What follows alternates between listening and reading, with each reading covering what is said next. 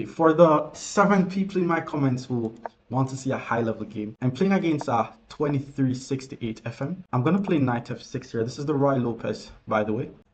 And then I'm going to play b5 to chase away his bishop. And once the bishop moves, I'll develop my bishop, preparing to just castle my king and continue with my development. He got his rook in the game. I'm going to play d6. I'm trying to develop my bishop. He plays a3.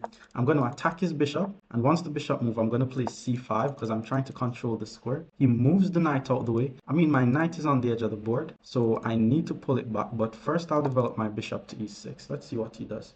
He puts his knight on d5. So here's what I'm going to do actually. I'm going to play knight takes d5. And if he plays pawn takes d5, his bishop is going to be blocked in. He did play pawn takes d5. I'll now use my bishop to pin his knight. He chased it away. I'll pull it back, maintain the pin. And now he's attacking this knight. So I don't want to take and give his rook the open file. So I'm just going to pull my knight back. If the video does well, I'll make more videos like these. But let's see. He puts his bishop on b2. Not really seeing what that is doing. My rook here is not really doing much. So let me just swing that in the game.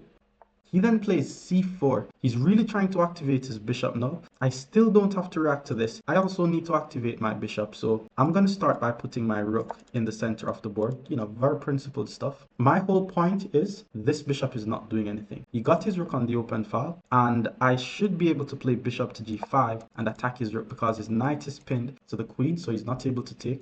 He moves the rook out the way, so now I'll pull my bishop back. Now, all my pieces are active, so I just need to keep applying pressure. He took, let's just take back. That's pretty much forced.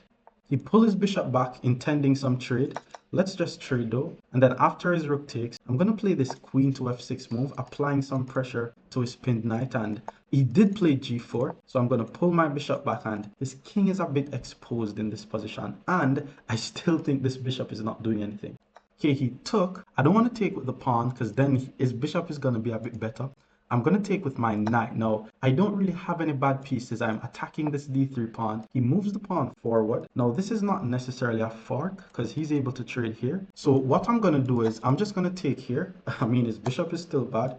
Let's trade the rook. He took with the knight. His king is also not the safest. My pawn here is hanging, but I am going for some checkmating attacks. I'm going to start by playing bishop to e4, just using my bishop to control these squares around this king.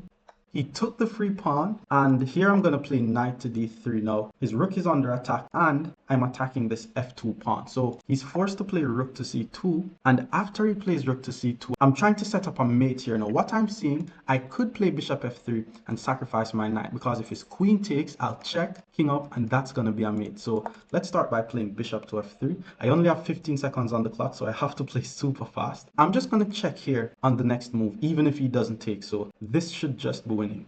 He takes. Now we're going to give a check. He blocks. Now I'm also going to give a check here, and this is going to lead to a checkmate. And my opponent resigns. Leave a comment if you want more videos like these.